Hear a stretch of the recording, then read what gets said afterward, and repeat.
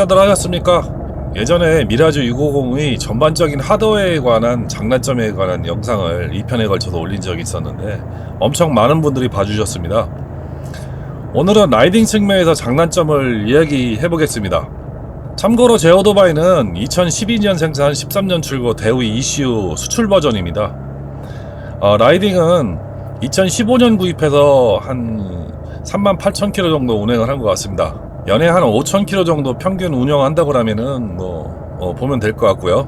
마일리지가 짧은 것은 저희는 하늘에서 돈 떨어지지 않는 이상 뭐래도 하늘에서 한 방울이라도 떨어지면 라이딩을 하지 않습니다. 그리고 온도가 영상 30도가 넘어가는 한여름이나 한겨울은 전혀 라이딩을 안 해서 그렇습니다. 대충 전년상을 요약하면은 폼난다, 잘 나간다, 가격, 유지비, 정비 비용이 싸다, 전기 장치가 그지 같다, 부품 수급에 문제가 많다, 이 정도로 요약하면 될 것 같습니다. 먼저 장단점 중에 장점을 먼저 말씀을 좀 드리겠습니다. 첫 번째, 포지션이 장거리 라이딩에 상당히 좋습니다. 일단 생긴 건 아메리칸인데요, 포지션은 약간 GT 계열 포지션이에요. 이게 팔이 좀 펴지고 스텝은 포워드 스텝에 몸이 약간 앞으로 이렇게 숙어진 듯한, 손바닥에 약간은 무게가 좀 실리는 듯한 그런 포지션이거든요. 이게 왜 장거리가 편하냐면은 일단 제가 허리가 부실한데 일단 허리가 안 아파요. 허리가 쫙 펴지기 때문에 허리가 안 아프고요. 이런 그 팔이 쭉 펴지고 약간 앞으로 약간은 좀 무게중심이 실리는 듯한 이런 포지션이 장거리 라이딩에 부담이 없는 포지션입니다. 그래서 장거리 라이딩에 상당히 좋은 포지션이고요. 두 번째, 승차감이 생각보다 좋습니다. 알차나 F차를 타던 분들이 이쪽으로 넘어오면은 미라주를 타게 되면은 물렁하다고들 얘기하는데요, 제가 보기에는 한국도로에 잘 맞춰서 세팅을 한 듯 합니다. 프론트는 쇼바인데 상당히 좋은 쇼바를 쓰고 있는 걸로 알고 있고요. 별로 불만은 없고요. 포토홀이나 방지턱도 상당히 잘 넘어가는 편인데요, 문제는 뒷쇼바가 약간 잘못하면 털리는 듯한 느낌이 있습니다. 그래서 뒷쇼바를 반드시 몸무게에 맞춰서 세팅을 만지시면은 전혀 그런 일이 없고요.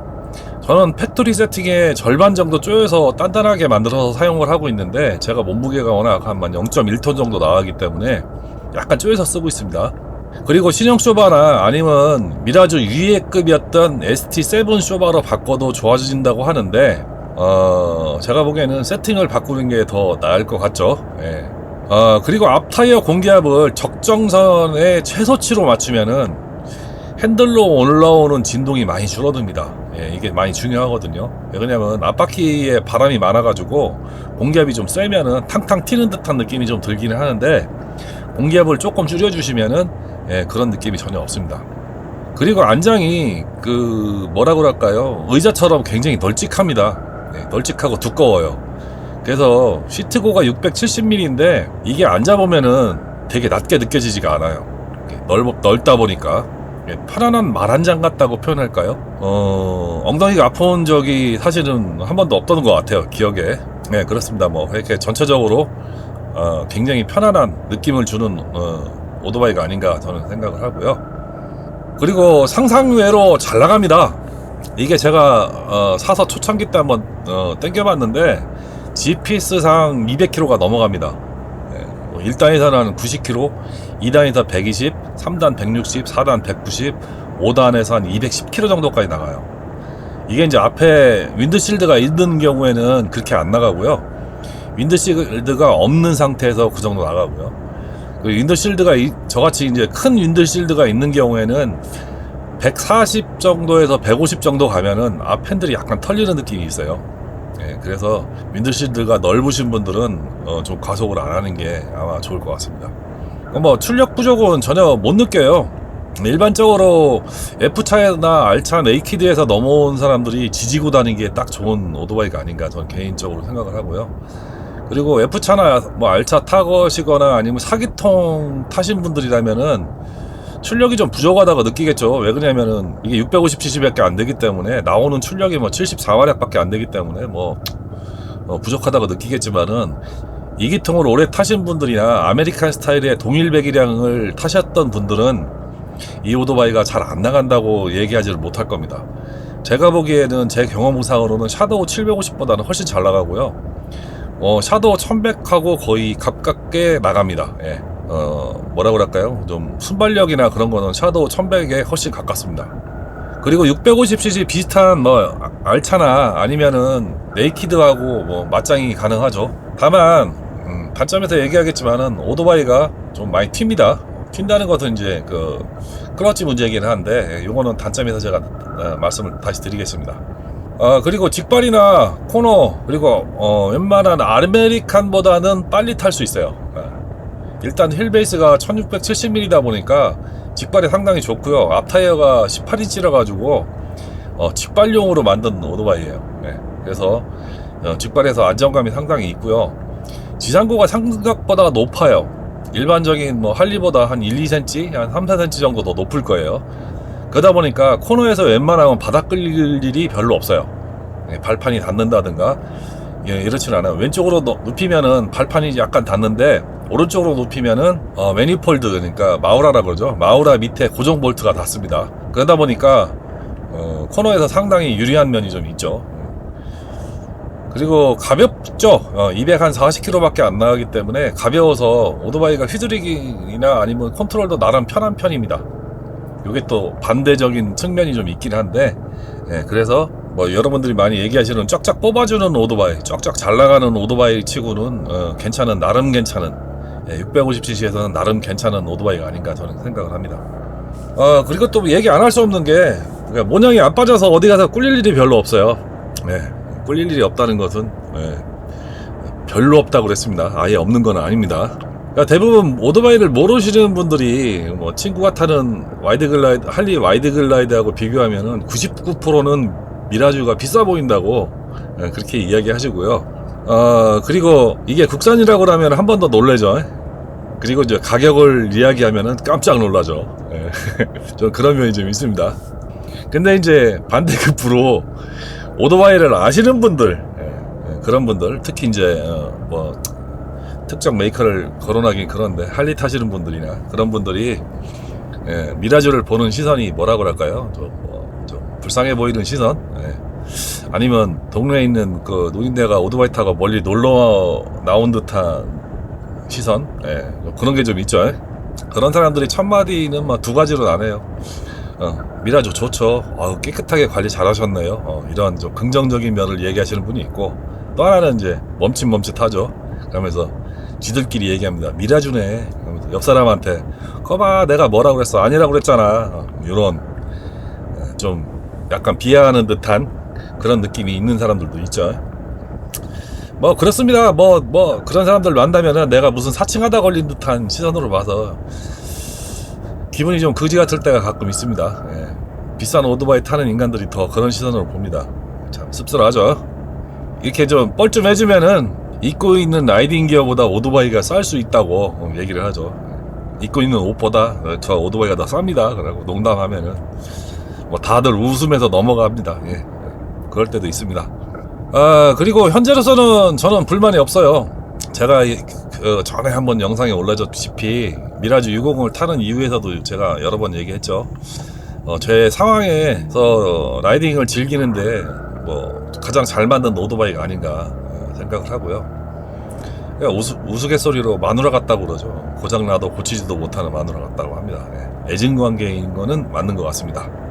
장점을 이야기를 했는데요. 이제 단점도 한번 얘기를 해봐야죠. 요게 미라주가 생각보다 휘두르기 좀 어려운 오토바이예요. 왜 그러냐면은 앞타이어 18인치에 휠베이스도 1670mm에다가 되게 좀 크죠. 오토바이가 넓고 길고 그러다 보니까, 그리고 뒷타이어도 180mm 광폭 타이어를 사용하기 때문에 무게도 가볍고 잘 나가서 휘두르기 좋은 조건인데도 불구하고 이런 것 때문에 조금 휘두르기가 쉽지를 않습니다. 그리고 프론트 쇼바 각도가 일반 오토바이보다도 약간 더 벌어져 있죠. 초포 형태로 벌어져 있기 때문에 약간 코너나 아니면 핸들을 꺾으면은 오토바이 전체가 이렇게 돌아가는 느낌이 안 들고 앞바퀴가 먼저 가고 뒷바퀴가 따라오는 듯한 느낌이 나요. 처음에 타시면은. 그래서 전반적으로 조금 막 휘두르기는 어려움이 있는 오토바이가 아닌가 그런 생각이 좀 들고요.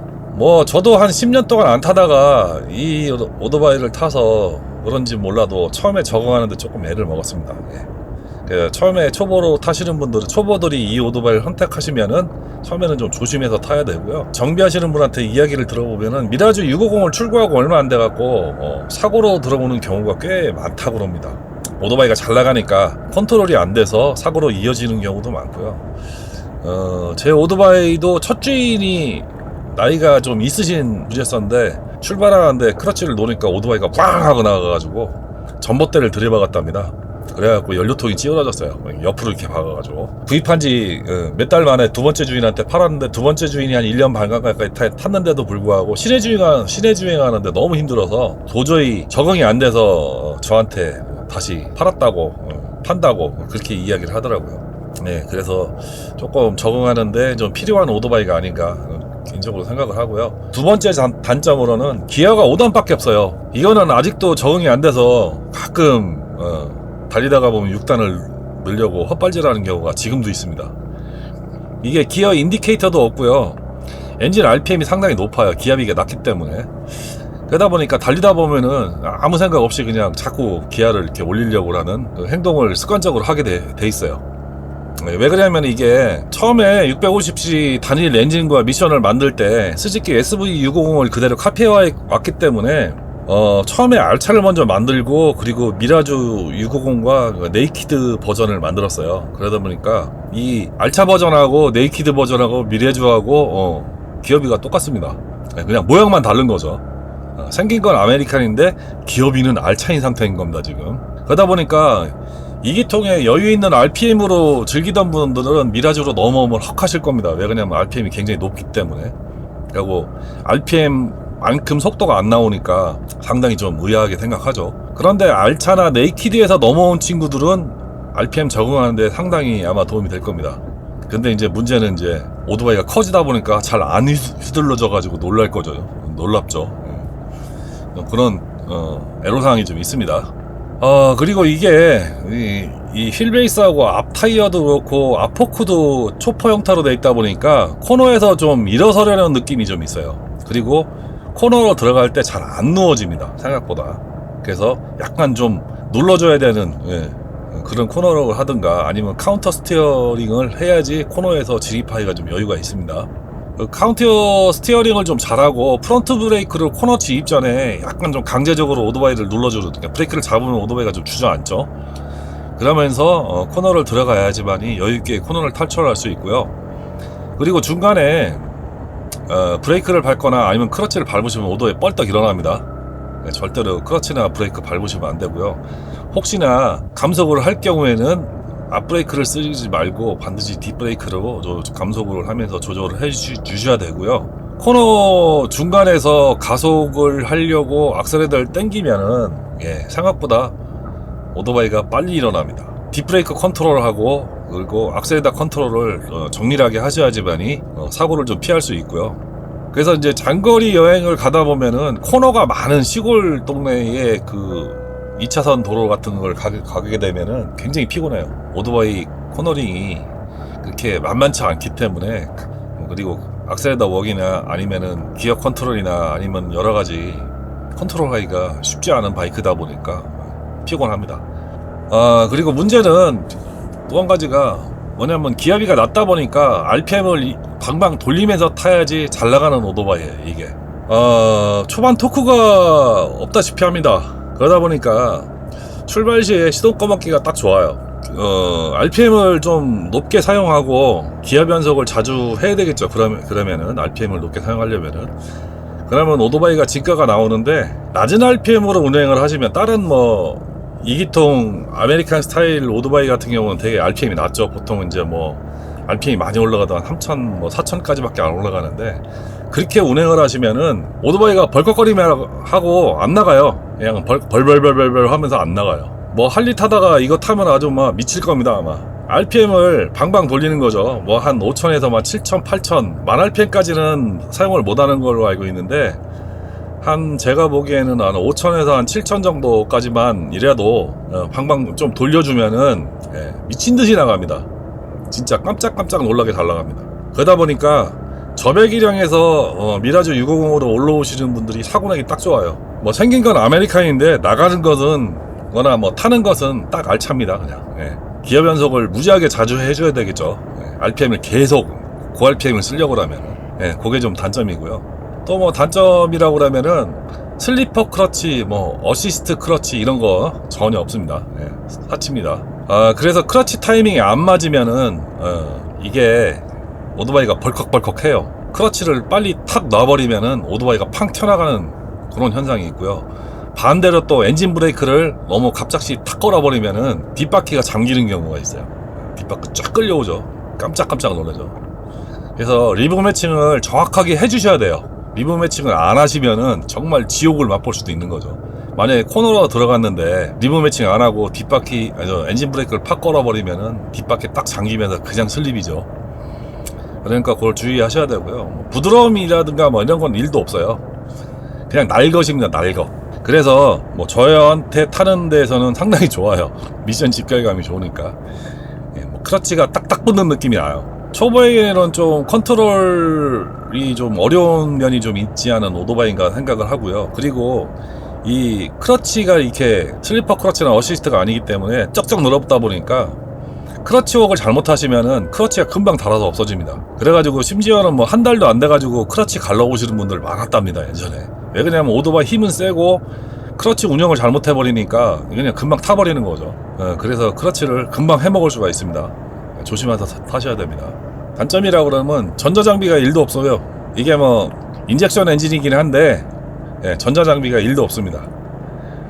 제 건 ABS도 없어요. 뭐 TCS, ETC, 뭐 연동 브레이크, 자세 제어 시스템 뭐 그딴 거 하나도 없습니다. 2018년 이후 버전은 중국에서 제조한 버전은 ABS가 달려서 나온다 그러는데 그것도 아마 프론트만 있는 걸로 알고 있거든요. 뭐 그 연동 이런 거 앞뒷바퀴 연동 이런 거 하나도 안 되는 거죠. 요즘에는 앞브레이크 잡으면 뒷브레이크도 같이 연동돼서 잡혀서 이렇게 앞으로 로드 다이브하는 거를 방지해주기도 하는데. 그리고 이제 브레이크 성능을 끌어올리려고 연동을 시키는 오토바이들이 대부분 그렇게 나오는데 이런 거 그런 거 하나도 없습니다. 그러다 보니까 코너에서 컨트롤 잘못하면 뒷바퀴가 사정없이 힐스핀하는 경우도 있어요. 코너에서 악셀을 당기면 뒷바퀴 힐스핀합니다. 뭐 그렇게 타시는 분은 없겠지만은. 그리고 브레이킹도 앞뒤 브레이크를 적정하게 사용해야지 안 밀립니다. 앞에가 브레이크가 디스크가 2장짜리긴 한데 단동식이기 때문에 앞바퀴는 좀 밀리고 뒷브레이크는 또 예민해서 좀 세게 밟으면 뒷브레이크가 잠기는 경우가 있습니다. 그래서 좀 적절하게 사용하셔야 되고요. 할리와 비교하면 많이 밀리는 것은 아니에요. 일반 할리들을 타보면은 걔들도 무지하게 밀리거든요. 무게는 뭐 400km 넘게 나가는데 브레이크는 걔들도 이게 좋은 거 쓰이지는 않기 때문에 할리보다 밀리는 건 아닌데 엔진 브레이크하고도 적당히 이제 혼합해서 쓰시면은 적당히 제동력을 발휘할 수가 있어요. 뭐 타는 데는 크게는 지장은 없습니다. 그리고 7번째 이제 진동이나 출력 소실 문제가 좀 있어요. 이게 예전에 제가 가져와서 처음에 오토바이를 탈 때 5000rpm에서 진동이 좀 있었어요. 5000rpm 이렇게 넘어가면은 5단에서 한 100km에서 110km 정도 5000rpm 왔다 갔다 하는데 그 언저리 가면은 진동이 이제 발바닥부터 올라와요. 발판부터 올라오기 시작해갖고 엉덩이 핸들로 올라와요. 이런 증상이 있었는데 제가 중간에 엔진 동판 가스켓이 터져가지고 이제 올 분해를 해서 수리를 하는 과정에서 밸브 간격을 조정을 했습니다. 그 밸브 간격을 조절한 이후에 그 증상이 없어졌어요. 그래서 여러분들도 진동이 심한 오토바이는 밸브 간격을 좀 보셔야 됩니다. 밸브 간격도 주기적으로 조정을 해주셔야지만이 오토바이를 진동 없이 탈 수가 있어요. 모든 오토바이가 다 그렇습니다. 보통 15,000km에서 한 20,000km 사이 정도면은 한 번씩 밸브 간격은 조정하게끔 매뉴얼도 돼 있습니다. 그리고 제너레이터 용량이 부족해갖고 전기를 많이 쓰면은 엔진 출력이 좀 안 나와요. 확실히 출력이 딸려집니다. 접지를 좀 보강하시고 안개등이나 전조등 등 이렇게 전기를 많이 쓰는 수요를 좀 줄여주시고 이그니션을 신형으로 교체하면 많이 좋아집니다. 전기가 딸리면 일단 RPM이 오르락내리락 하면서 잘못하면 시동이 꺼지는 경우도 있고요. 특히 라디에이터 팬이 돌면은 RPM이 오르락내리락 하는 문제가 좀 있습니다. 그런 증상이 있으신 분들은 반드시 이제 접지를 더 보강을 하시거나 아니면은 전기장치를 수리해서 타셔야만이 제출력이 나옵니다. 그리고 많이들 얘기하시는 것 중에 이 문제가 있는데 연료계가 좀 거지 같아요. 연료통이 17리터면은 최소한 못해도 한 300km는 타야 되는데 한 250에서 한 270 정도 언저리에서 시동이 꺼져요. 이게 왜 그런가 봤더니 연료 펌프가 연료통 가장 낮은 곳에 돼야 되는데 그렇지를 못해요. 연료 펌프가 연료통 맨 밑바닥보다 위에 있어요. 그래서 최소한 한 2, 3리터 정도는 아예 못 쓰는 연료가 있는 거예요. 바닥에 깔리는 연료가 2, 3리터가 계속 있는 거죠. 그러다 보니까 가다가 앵꼬가 나는 경우가 생기는 거죠.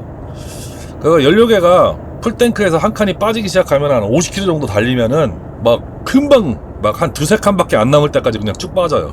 그래갖고 저는 그 연료 펌프를 교환을 했어요. 교환을 하고 연료 게이지도 교환을 해봤는데 증세가 똑같습니다. 그리고 앵꼬가 날 때는 앵꼬등이 들어오고 나서 앵꼬가 나는 게 아니고 한두 칸 남았는데도 앵꼬가 나는 경우도 있습니다. 항상 250km 안쪽에 무조건 재급유를 해주셔야 됩니다. 그래야지 길바닥에 서는 일이 없습니다. 저는 길바닥에 2번 서봤습니다. 그래서 좀 달리는 경우, 과속을 하는 경우는 연비 차이가 좀 심하게 납니다.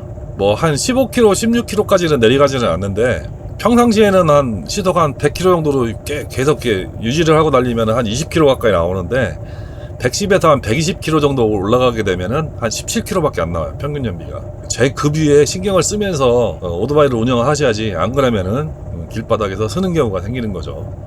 주의하시기 바랍니다. 그리고 마지막 단점, 뭐니 해도 최고의 단점은 부품 수급이 그지 같다는 얘기예요. 가끔 이제 부품이 주문이 되는 경우도 있어요. 그러다 보니까 잘 고장 안 나는 전장 부품이나 이제 구동계 부품을 사재기 해놔야 돼요. 뭐 이것 때문에 누가 미라주 KL 모터스 오토바이 산다고 하면 저는 말립니다. 솔직한 얘기로 한손 모터스보다도 못해요. 현 시점에서 제가 보기에는 KL 모터스 오토바이 사시면 진짜 곤란한 경우 많이 생길 것 같아요. 미라주 650 부품뿐만이 아니고 다른 부품들도 똑같이 그렇게 공급이 잘 안 됩니다. 뭐 중고 사셔갖고 싼 맛에 통상 한 뭐 2, 3년 정도 타면은 800만원짜리가 한 400만원 이하로 떨어지죠. 그러면 본인이 좀 손 버가면서 DIY 하면서 탄다고 하면 안 말리겠는데요. 그래도 부품이 없으니까 그것도 못하는 거죠. 그래서 고장나면은 부품 구할 때까지 막 한 달, 두 달, 석 달, 뭐 저는 거의 1년을 세워놓은 적도 있습니다. 뭐 그렇다고 고장이 생전 안 나는 오토바이도 아니고요. 소소한 장고장이 많은 오토바이인데 방법이 없어요. 그리고 회사 마인드가 제가 봐서는 좀 이런 얘기하면 그런데요. 글러먹었어요. 이런 회사는 구입을 안 하는 게 답인 것 같아요. 제가 봐서는. 뭐 국산이라고 뭐 예전에 대한민국 오토바이의 자존심이라고 하면서 마케팅하고 막 그랬는데요. 웃기는 소리죠. 현재 국내에서 생산하는 제품 몇 제품 안 됩니다. KR도 마찬가지고 DNA도 마찬가지고요. 다 중국산 오토바이 수입해다가 기존에 있는 거 수입해다가 그냥 라벨가리만 하는 겁니다. 그나마 중국산 오토바이 좋은 거 갖고 오면은 단가 괜찮은 거 좋은 거 가지고 오면은 다행인데 뭐 그거 알 수가 없는 거죠. 미라주 650도 2018년부터 중국에서 생산하고 있습니다. 국내 창원에 있는 생산 라인 다 중국으로 뜯어갖고 옮겼습니다. 그래서 ABS 버전 이후는 다 중국산입니다. 이게 현실인 것 같습니다. 저도 이거 하면서 좀 씁쓸하긴 했는데 오늘은 미라주 650 라이딩 측면에서 장단점을 말씀드렸습니다. 간혹 이제 제 유튜브에 들어오셔갖고 미라주 살려고 그러는데 어때요? 물어보시는 분들이 있는데 저는 개인적으로 말리고 싶습니다. 베타 테스터 하는 거는 저 하나로 충족하시고요. 제 유튜브 보시면서 대리 만족하시고 다른 좋은 오토바이 구입하셔가지고 즐겁게 타시기 바랍니다. 시청해주셔서 감사합니다.